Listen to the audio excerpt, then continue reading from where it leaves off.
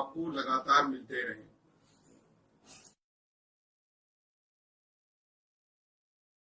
नमस्कार दोस्तों, धर्म रहस्य चैनल पर आपका एक बार फिर से स्वागत है। आज का जो अनुभव हमको प्राप्त हुआ है यह नाग नागिन के जोड़े से संबंधित है। ये एक साधिका हैं और इन्होंने अपना एक अनुभव जो इनके जीवन में घटित हुआ है उसको इन्होंने यहाँ पर बताया है। तो चलिए पढ़ते हैं इनके पत्र को और जानते हैं कि किस नाग नागिन के जोड़े के विषय में यह बता रही हैं। नमस्ते गुरुजी, मेरा नाम मिया रेड्डी है। मैं मुंबई में रहती हूँ, कॉल सेंटर में जॉब करती हूँ। कुछ दिन पहले ही YouTube पे आपका चैनल मिला है, तब से मैं आपकी वीडियोस देख रही हूँ। लोगों के अनुभव मुझे बहुत अच्छे लगते हैं। गुरुजी, हमारी कुल देवी नाग माता है। आज से 23 साल पहले हमारे परिवार में एक बहुत बड़ी घटना हुई थी। मेरे परिवार में चाचा चाची और उनके 2 बेटा और बेटी थी। मुझे एक छोटा भाई भी है। यह बात तब की है जब मम्मी पापा की नई नई शादी हुई थी। उन दिनों माँ पापा ताऊ जी हमारे पुश्तैनी घर गए थे। उस घर के गार्डन में 2 सांप दिखाई पड़े। ताऊ जी ने सांपों को छेड़ दिया क्योंकि दादी सांप ने उनको काटने की कोशिश की थी। उन दिनों उनके पास एक गन भी थी, तो उन्होंने उन सांपों पर गोली चला दी और उन 2 सांपों में से एक सांप मारा गया जबकि दूसरा भाग निकला था। यह देखकर मां बहुत डर गई। पापा ने ताऊ जी से कहा, यह नाग और नागिन का जोड़ा था, आपको ऐसा नहीं करना चाहिए था। अब जो हुआ सो हुआ, इसमें उन बिचारों की क्या गलती थी। तो ताऊ जी बोले, देख छोटे, जो किया मैंने ठीक किया, वरना कल को ये किसी को भी काटते। पापा बोले, देखिए गलती तो हुई है, कल सुबह ही शिव मंदिर में जाकर इस पाप का प्रायश्चित करते हैं। इस पर ताऊ जी बोले, इसकी कोई जरूरत नहीं है। अगले ही दिन वो नाग हमारे घर के सामने दिखा और यह सभी लोग बहुत डर गए। लेकिन ताऊ जी नहीं डरे, उल्टा उन्होंने तो गन लाई और उस नाग पे गोली चलाई। लेकिन वो नाग खुशमस्ती से यानी कि दोबारा फिर से बच निकला। उसी रात उस नाग ने ताऊ जी की बड़ी बेटी जो हॉस्पिटल में जा रही थी, रास्ते में उसने दम तोड़ दिया, यानी उसे काट लिया था। घर में मातम का माहौल हो गया। अब पापा ताऊ जी को समझा रहे थे कि उस नाग को गुस्सा मत दिलाओ, लेकिन वो मारने को तैयार ही नहीं थे। उन्होंने सपेरे को भी बुला लिया उस नाग को पकड़ने के लिए, लेकिन इससे कुछ भी फायदा नहीं हुआ। आए दिन नाग के हमले होते थे। फिर एक दिन पापा के दोस्त ने बताया कि पास में ही एक बाबा आए हैं जो बहुत ही पहुंचे हुए संत हैं, उनसे मगत मांगी जाए। ताऊ जी इस बात के लिए मान गए। पापा और ताऊ जी उन बाबा जी के पास चले गए, उन्हें सब बातें बताई। उन बाबा ने कहा कि वो दिव्य जोड़ा था और वो नाग बहुत अधिक शक्तिशाली है। वो अपनी खोई हुई नागिन को पाए बिना किसी को छोड़ेगा नहीं। आप लोग इस जगह को छोड़कर चले जाइए, मैं उस नाग को रोके रखता हूं। गुरुजी, फिर सभी लोग दिल्ली में शिफ्ट हो गए। जल्द ही मेरा जन्म हुआ। फिर जब मैं 6 साल की हुई तब फिर से यह सब शुरू हुआ, क्योंकि एक दिन ताऊ जी का लड़का यानी मेरा भाई अपने कुछ दोस्तों के पास ही बैठा हुआ शिव मंदिर गया था। आते वक्त उन्हें 2 सांप दिखाई पड़े, तो भैया और उनके फ्रेंड्स ने उन पर पत्थर मारे। उन दोनों में से एक भाग निकला और दूसरे को लग गई थी, लेकिन दूसरा ज्यादा दूर नहीं भाग पाया तो भैया ने उस सांप को गाड़ी से पेट्रोल निकालकर जला दिया था। उस दिन वो सब शुरू हुआ और पहले उस नाग का जीना मुश्किल कर रखा था और अब ये घटना भी घट गई थी। आए दिन उस नाग के हमले फिर से होने लगे। वो नाग वापस आ गया। बाद में भैया ने बताया तो पता चला तो भैया को सबने बहुत डांटा। उस नाग से बचने के लिए हम मुंबई आ गए क्योंकि घर के बड़ों को लगता था कि इतने सालों बाद उस नाग का गुस्सा शांत हो गया होगा, लेकिन नहीं, वह नाग उसी घर पे था। वो नाग पीछे पीछे मुंबई तक आ गया, पता नहीं कैसे। हमने उस नाग से भैया को बचाने के लिए बहुत आदमी तैनात किए, लेकिन कुछ नहीं हुआ। आखिर एक दिन उस नाग ने भैया को काट लिया। उसके बाद ताऊ जी ने भी उस बात को लेकर बहुत ही परेशानी देखी। एक दिन मैं खेल रही थी, तब वो नाग आया और फन उठाकर मेरे पास बैठ गया। मैं उसे देख रही थी, तभी मां आई और मेरे पास सांप को देखकर वो डर गई। उन्होंने सबको बुलाया। फिर ताऊ जी ने और पापा ने उस सांप को उसका ध्यान भटकाने की कोशिश करने के लिए वहां से निकालना चाहा, लेकिन वो सांप वहां से जाना ही नहीं चाहता था। वो अपने आप ही दरवाजे तक गया और जब तक कि वह मेरे पास था उसने मुझे कुछ नहीं किया।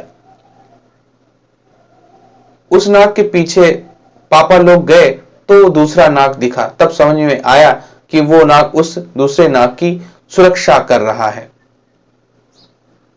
ये सब मुझे पता था क्योंकि उस समय मैं छोटी थी और इन चीजों के बारे में मुझे कोई ज्ञान नहीं था। फिर वो नाग मेरे आसपास ही दिखाई देता था। कभी मेरे बेड के कॉर्नर पर घर वालों को दिखाई दिया कि कहीं मुझे वो काट ना ले, और इसी तरह वो नजर आता रहा। एक दिन पापा मंदिर के पुजारी से मिले और उन्होंने उन सबको सारी बात बताई। तो उन्होंने बोला कि चिंता मत करो, इस लड़की को नाग से कोई खतरा नहीं है, फिलहाल दूसरे नाग से इस बच्ची को बचा रहा है। तभी घर वालों को मेरी चिंता और बढ़ गई। मेरे मामा को यहां भेज दिया क्योंकि नाग हत्या वो नहीं चाहते थे। पता नहीं ताऊ जी की गन भी कहां खो गई थी, इसलिए उन्होंने सांप पकड़ने वाले को बुलाया, लेकिन वो बच जाता था हमेशा ही। 15 साल बाद घर आई तो दोनों नाग वहीं थे। दूसरे नाग ने मुझ पे हमला किया था, लेकिन उस नाग ने कई बार मुझे बचाया था। एक बार रात को मेरे सिर के ऊपर वो था। जब मुझे पता चला तो चीखते उठ बैठी। उस रात को मां के साथ सोई थी। वो नाग मेरे पीछे पीछे कॉल सेंटर तक आता था, और क्योंकि घर से कॉल सेंटर ज्यादा दूर नहीं है तो मैं पैदल ही पहुंचती थी। गुरुजी, एक बार घर आने में देर हुई। रास्ते में कुछ बदमाश मुझे मिल गए और मुझे छेड़ने लगे। तब भी उसी नाग ने मुझे बचाया। आज तक उस नाग ने मुझे कोई नुकसान नहीं पहुंचाया है। वो नाग मुझे हर खतरे से बचा रहा है। आखिर क्यों? गुरु, आखिर वो मेरा पीछा क्यों नहीं छोड़ रहा? क्यों मुझे मारने के लिए बहुत से मौके उसे मिले, लेकिन उसने ऐसा नहीं किया, बल्कि वो मेरी सुरक्षा कर रहा है। धीरे धीरे मन से उस नाग का डर निकल गया। एक दिन की बात है, मेरी फैमिली और वहां घर में कुछ गलत ही घट गया, क्योंकि मेरे ताऊजी को उस दूसरे नाग ने काट लिया था, जिसकी वजह से वो नहीं रहे। गुरुजी, अब ये नाग हमें दूसरे नाग से बचा रहा है। ये वही नाग है जिसने ताऊजी को काटा था, लेकिन ये दूसरा नाग मुझे और मेरे परिवार की रक्षा क्यों कर रहा था? पता नहीं। एक रात उस नाग में से एक तेज रोशनी सी आई, इतना तो याद है, पर उसके अलावा कुछ भी याद नहीं। गुरुजी, यह बता दूं कि मेरे कुछ दोस्तों को अघोरियों की दुनिया में इंटरेस्ट है, तो एक बार मेरे दोस्तों के साथ शमशान में एक अघोरी से मिलने गई थी। वो अघोरी मुझे देखते ही बोला, आखिर आ ही गई तू बेटी, पहले बहुत गुस्से में है, ऐसे लड़कों के साथ क्यों घूम रही है? तुम्हारा प्रेमी तुम्हारे लिए तड़प रहा है। मैंने कहा, कौन सा प्रेमी? मेरा तो कोई बॉयफ्रेंड है भी नहीं। तो वह अघोरी बोला, नहीं बेटी, उसकी वजह से तुम आज तक बची हुई हो। पहले हमें लगा कि किस पागल के पास में आई हुई। उन्होंने बताया तो बहुत हैरानी हुई। उन्होंने बताया, जिन जिन लड़कों ने मुझसे फ्लर्ट किया है उन्हीं को ही उसने मारा है। और ऐसा क्यों हुआ है यह सिर्फ हम ही जानते हैं। मैंने उन्हें पूछा, यह सब आपको कैसे पता चला? तो वो बोले, बेटी, तुम्हारी पिछली और इस जिंदगी के बारे में मुझे पता है। बेटी, जो तुम्हारे पीछे नाग पड़ा है वो कोई आम नाग नहीं बल्कि एक दिव्य नाग है।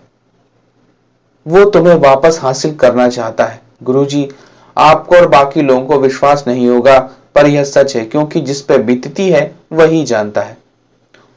उन्होंने कहा था, अगली आने वाली महाशिवरात्रि पे तुम्हारी जिंदगी बदल सकती है। वह तुम्हें प्यार करेगा और तुम्हें नहीं छोड़ेगा। कुछ बता तो नहीं सकता, पर शिवरात्रि पर तुम मर जाओगी। और उन्होंने बताया कि तुम्हारी जिंदगी या तो बदल जाएगी और तुम्हें तुम्हारा खोया हुआ प्यार मिल जाएगा। गुरुजी, फिर अगले ही दिन मैं और मेरी फ्रेंड उन सारे लड़कों से मिले और उनसे पूछताछ की कि किसने उन्हें मारा। तो उन्होंने बताया कि मारने वाला एक लड़का था। फिर घर शाम को आई और बस लेटी रही। एक आवाज आई, माया, तुम सिर्फ मेरी हो, इतने सालों बाद तो मुझे वापस मिली हो, दोबारा तुम्हें खो नहीं सकता। मैं बहुत डर गई और डरते पूछा, कौन हो? तो सामने से एक आवाज आई, डरो मत, तुम्हें याद होगा, मेरा नाम राम है और मैं तुम्हारा नाग हूं। मैं एकदम से निश्चित सी हो गई। मैंने कहा कि मुझे डर लग रहा है, तुम कौन हो? तो फिर उसने कहा, मैं तुम्हारी सुरक्षा करूंगा। तुम जब 5 साल की थी तभी मैंने तुम्हें पहचान लिया था और महाशिवरात्रि पर मैं तुम्हें याद आ जाऊंगा। फिलहाल अभी मेरी वास्तविक रूप को तुम नहीं देख सकती हो और यह नागलोक के खिलाफ भी है। माया, तुम नाग साधना करो और मुझे देखो, तभी पहचान पाओगी और जान पाओगी। शिवरात्रि जल्द ही आने वाली है और सुनो, तुम या तुम्हारे करीब कोई लड़का आता है तो मुझे बर्दाश्त नहीं होता है। अघोरी बाबा की बातों की सच्चाई यहां पर कुछ कुछ पता लग रही थी। तो उसने एक बात और कही कि तुम्हारी कुल देवी नाग माता है, इसलिए तुम्हारे अंदर पहले से ही शिव और उनसे जुड़े हुए नागों की शक्तियों का असर तुम्हारे अंदर मौजूद है। तुम्हें खास तरह का अनुष्ठान संपन्न करना होगा। मैंने कहा, क्या करूं? क्या तुम कोई भूत, प्रेत या जिन्न हो? अगर तुम नाग हो तो नाग के रूप में मेरे सामने क्यों नहीं आ रहे? और तुमने इतने सारे बदले क्यों लिए हैं?